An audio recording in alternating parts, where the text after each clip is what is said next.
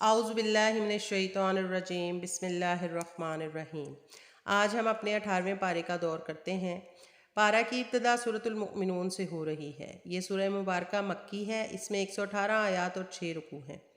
چونکہ سورہ مبارکہ کی ابتدائی آیات میں مومنین کی صفات کو بیان کیا گیا ہے، اسی وجہ سے اس سورہ کا نام سورہ مومنون رکھ دیا گیا ہے۔ سورہ مبارکہ کی ابتدائی 9 آیات میں مومنین کی 7 ایسی صفات ذکر کی گئی ہیں جن کی وجہ سے وہ جنت الفردوس کے مستحق ہوں گے۔ وہ 7 صفات درج ذیل ہیں۔ نمبر 1، سچا ایمان جو کہ ریا اور نفاق سے پاک ہو۔ نماز میں خشوع یعنی اللہ کے سامنے عاجزی اور خوف کے ساتھ کھڑے ہوں۔ لغو سے اعراض یعنی ایسے قول و فعل سے بچنا جس میں کوئی فائدہ نہ ہو۔ کامل طریقے سے زکوٰۃ کی ادائیگی، گویا حقوق اللہ کے ساتھ حقوق العباد کا بھی اہتمام رکھنے والے ہوں۔ وہ زنا اور فاحش کاموں سے اپنے آپ کو بچا کر رکھتے ہوں، امانتوں کی حفاظت کرتے ہوں اور وعدے پورے کرتے ہوں، نمازوں کی حفاظت کرتے ہوں، وقت کا بھی لحاظ رکھتے ہیں اور ارکان و آداب کی بھی رعایت کرتے ہیں۔ مومنین کی صفات بیان کرنے کے بعد خود انسان کی زندگی اور اس کی تخلیق کے مختلف مراحل میں ایمان کے جو دلائل پائے جاتے ہیں ان کا ذکر ہے۔ قرآن کریم نے شکم مادر میں انسانی وجود کے مراحل آج سے کئی سو سال پہلے اس وقت بیان کیے تھے جب عرب و عجم کے حکماء میں سے کوئی بھی ان مراحل کے بارے میں لب کشائی کی جرات نہیں کر پاتا تھا۔ آج کی جدید سائنس اور میڈیکل تحقیقات بھی ان مراحل کی تصدیق کرتی ہیں۔ انسان کے وجود میں دلائل ایمان بیان کرنے کے بعد 3 قسم کے تکوینی دلائل بیان کیے گئے ہیں۔ 7 آسمانوں اور ان کے اندر جو عجیب مخلوقات ہیں ان کی تخلیق کا بیان ہے۔ بارش کے برسانے اور اس کے ذریعے مختلف غلہ جات اور پھلوں کے اگانے کا بیان ہے۔ چوپاؤں اور ان کے اندر دودھ، گوشت، اون، سواری اور بار برداری جیسے منافع کا پیدا کرنے کا بیان ہے۔ اللہ تعالیٰ کی قدرت اور وحدانیت کے دلائل ذکر کرنے کے بعد اب سورہ مبارکہ میں انبیاء کرام کے قصص کو ذکر کیا گیا ہے۔ اس سلسلے میں حضرت نوح علیہ السلام، حضرت ہود علیہ السلام، حضرت صالح علیہ السلام، حضرت موسیٰ علیہ السلام، حضرت ہارون علیہ السلام اور حضرت عیسیٰ ابن مریم علیہ السلام کے قصے بیان کیے گئے ہیں۔ ان تمام انبیاء کرام کی ایک ہی دعوت، ایک ہی پروگرام اور ایک ہی مقصد تھا۔ یوں محسوس ہوتا ہے کہ وہ سب کے سب انبیاء کرام ایک ہی زمانے اور ایک ہی ملک میں مبعوث ہوئے تھے، لیکن ان انبیاء کرام کے جانے کے بعد ان کے امتی مختلف فرقوں اور گروہوں میں تقسیم ہو گئے۔ ہر گروہ اپنے خیال میں مست اور خیالات پر خوش تھا۔ آج مسلمان بھی اسی صورتحال سے دوچار ہیں۔ قرآن بھی ایک ہے، نبی بھی ایک ہے، قبلہ بھی ایک ہے، لیکن مسلمان ایک نہیں ہے۔ بھانت بھانت کی بولیاں بولی جاتی ہیں، تکفیر اور تصدیق کے فتوے لگائے جاتے ہیں اور باہم جدل و نزاع کا ماحول گرم ہے۔ ان اختلافات کے حل کی ایک ہی صورت ہے، وہ یہ کہ ہر فرقہ کتاب و سنت کے سامنے گردن تسلیم خم کر دے۔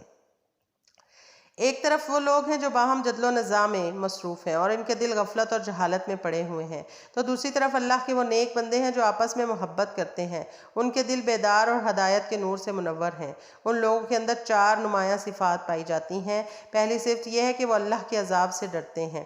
دوسری صفت یہ ہے کہ وہ اللہ کی تکوینی اور تشریعی آیات پر ایمان رکھتے ہیں۔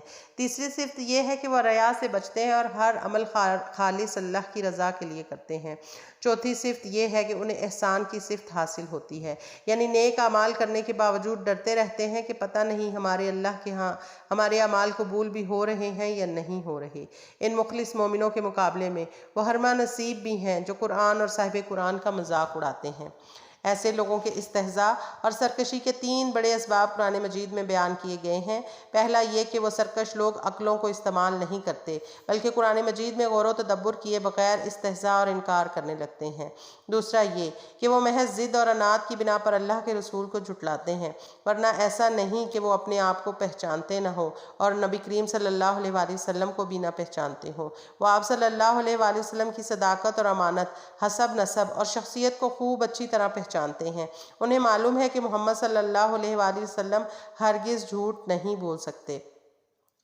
تیسرا سبب سوالیہ انداز میں بیان کیا گیا ہے کہ کیا انہیں محمد صلی اللہ علیہ وآلہ وسلم میں کوئی جنون کے آثار دکھائی دیتے ہیں؟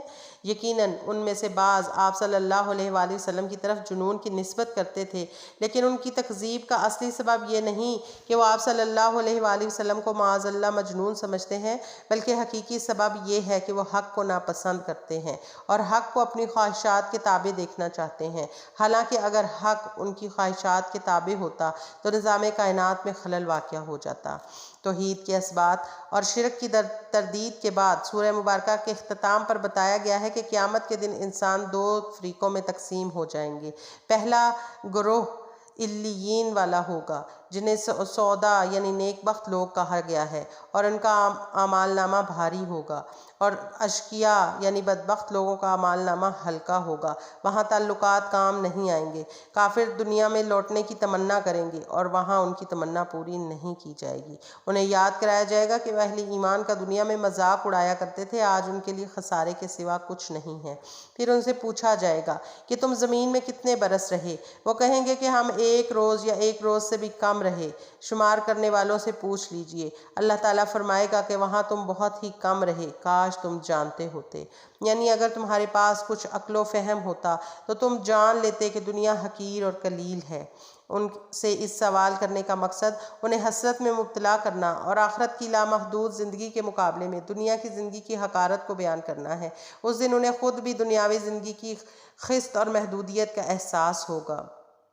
ابن کثیر میں ہے کہ ایک دن نبی کریم صلی اللہ علیہ وآلہ وسلم نے صحابہ کرام کے سامنے ایک خطبہ ارشاد فرمایا۔ آپ نے فرمایا، اللہ تعالیٰ جب اہل جنت کو جنت میں اور اہل جہنم کو جہنم میں داخل کر دے گا تو اہل جنت سے پوچھا جائے گا کہ اے اہل جنت، تم زمین پر کتنے سال رہے؟ وہ عرض کہیں گے کہ 1 دن یا 1 دن کا کچھ حصہ۔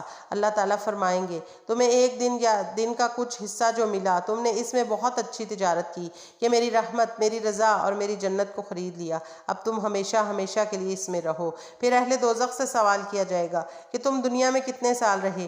وہ بھی وہی جواب دیں گے جو اہل جنت نے دیا تھا۔ اللہ تعالیٰ فرمائیں گے، تمہیں دنیا میں جو رہنے کا موقع ملا تو تم نے اس میں بہت بری تجارت کی کہ میری آگ اور میری ناراضگی کو خرید لیا، اب تم دائمی طور پر اسی میں پڑے رہو۔ آخری آیہ مبارکہ میں اللہ تعالیٰ نے اپنے نبی صلی اللہ علیہ وآلہ وسلم کے واسطے سے گویا تمام انسانوں کو سکھایا ہے کہ مجھ سے یوں دعا مانگا کرو کہ اے میرے رب، مجھے معاف فرما دے اور مجھ پر رحم فرما دے، اور تو سب رحم کرنے والوں میں سب سے زیادہ رحم فرمانے والا ہے۔ سبحان اللہ۔ اس کے بعد سورہ نور کا آغاز ہو رہا ہے۔ سورہ نور مدنی سورہ مبارکہ ہے۔ اس میں 64 آیات اور 9 رکوع ہیں۔ اسے سورہ نور اس لیے کہا جاتا ہے کہ اس میں لفظ نور ذکر کیا گیا ہے، اور دوسری وجہ یہ کہ اس سورہ مبارکہ میں ایسے آداب و فضائل اور احکام و قواعد بیان کیے گئے ہیں جو اجتماعی زندگی کی راہ کو منور اور روشن کر دیتے ہیں۔ اس سورہ مبارکہ میں زیادہ تر ایسے احکام ذکر کیے گئے ہیں جو عفت اور عصمت سے تعلق رکھتے ہیں، اسی لیے اس سورہ مبارکہ کو عورتوں کو سکھانے کا خاص طور پر حکم دیا گیا ہے۔ نبی کریم صلی اللہ علیہ وآلہ وسلم کا ارشاد ہے کہ اپنے مردوں کو سورہ مائدہ اور اپنی عورتوں کو سورہ نساء سکھاؤ۔ حضرت عائشہ رضی اللہ عنہا نے بھی یہ سورہ مبارکہ خواتین کو سکھانے کی تاکید فرمائی ہے۔ اس سورہ مبارکہ میں اللہ تعالیٰ نے عفت، عصمت، گھریلو اور معاشری زندگی کی اصلاح کے لیے احکام بیان کیے گئے ہیں۔ پہلے حکم میں زنا کی سزا اور زانیوں کے بارے میں بیان ہے کہ زانی مرد اور عورت اگر غیر شادی شدہ ہوں تو ان کی سزا 100 کوڑے ہے، جو کہ قرآن میں ذکر کیا گیا ہے، اور اگر دونوں مرد اور عورت شادی شدہ ہوں تو ان کی سزا رجم ہے، جو کہ متواتر احادیث میں بیان ہوئی ہے۔ زانیوں کے بارے میں ایک عمومی رویہ یہ بتایا گیا ہے کہ انہیں شریک زندگی بنانے کے لیے وہی لوگ آمادہ ہوتے ہیں جو خود بھی زانی اور بدکار ہوتے ہیں۔ تیسرا حکم قذف کا ہے، یعنی اگر کوئی شخص کسی عاقل بالغ پاک دامن مرد یا عورت پر زنا کی تہمت لگائے تو اسے 80 کوڑے لگائے جائیں۔ چوتھا حکم لیان کا ہے، جو کہ میاں بیوی کے ساتھ خاص ہے۔ اگر شوہر بیوی پر زنا کی تہمت لگائے مگر اس کے پاس 4 گواہ نہ ہوں تو وہ دونوں ایک دوسرے پر لعنت کریں گے اور پھر ان کے درمیان جدائی کر دی جائے گی۔ 5ویں حکم کے طور پر قصہ افک بیان کیا گیا ہے۔ افک کا معنی ہے جھوٹ اور بہتان۔ یہ حکم اس وقت نازل ہوا جب سیدہ عائشہ رضی اللہ عنہا پر بعض منافقین نے بہتان لگایا۔ یہ بہت بڑا بہتان تھا جو بہت بڑی ہستی یعنی نبی کریم صلی اللہ علیہ وآلہ وسلم کی زوجہ مطہرہ اور مسلمانوں کی روحانی ماں پر لگایا گیا تھا۔ اللہ تعالیٰ نے 10 آیات میں اس واقعے کا ذکر فرمایا ہے۔ ان آیات میں منافقوں کی مذمت کی گئی ہے اور مسلمانوں کو تنبیہ کی گئی ہے کہ آئندہ کبھی اس قسم کی بہتان تراشی میں حصہ دار نہ بنے، اور حرم نبوت کی عفت و عصمت کا اعلان فرمایا گیا ہے۔ تاریخ انسانی میں ایسا پہلی بار ہوا کہ کسی شخصیت کی پاک دامنی کا اعلان بذریعہ وحی کیا گیا۔ اسے حضرت عائشہ رضی اللہ عنہا کی خصوصیات میں سے شمار کیا جاتا ہے۔ چھٹا حکم گھر میں داخل ہونے کی اجازت اور آداب کے بارے میں ہے۔ فرمایا گیا ہے کہ کسی کے گھر میں بلا اجازت داخل نہ ہوا کرو۔ مستحب یہ ہے کہ اجازت سے قبل سلام کر لیا جائے۔ 7واں حکم ایمان والے مردوں اور ایمان والی عورتوں کے لیے ہے کہ وہ اپنی نظریں جھکا کر رکھیں اور اپنی شرمگاہوں کی حفاظت کریں۔ عورتوں کو اپنے شوہروں، اپنے والد، سسر، حقیقی بیٹوں، بھائیوں، بھتیجوں، بھانجوں، عورتوں، لونڈیوں ان طفیلی مردوں جو عورتوں کی طرف توجہ نہ رکھتے ہوں، اسی طرح ان بچوں کے سامنے جو خواتین کے پردے کی باتوں سے واقف نہ ہوں، اپنی زینت ظاہر کرنے کی اجازت دی گئی ہے۔ ان کے علاوہ کسی کے سامنے اپنی زینت ظاہر کرنے کی اجازت نہیں دی گئی۔ 8واں حکم یہ دیا گیا ہے کہ ایسے آزاد مرد اور عورتیں یا غلام جو حقوق زوجیت ادا کر سکتے ہوں ان کا نکاح کر دیا جائے، اور یوں ہی لونڈیوں کے نکاح کی بھی ترغیب دی گئی ہے۔ اصل میں اسلام زنا کو کسی طور پر بھی پسند اور برداشت نہیں کرتا، اور زنا کا اس وقت تک سد باب نہیں ہو سکتا جب تک کہ نکاح کو آسان نہ کیا جائے۔ اسلام نے نکاح کو آسان بھی کیا ہے اور اس کی ترغیب بھی دی ہے۔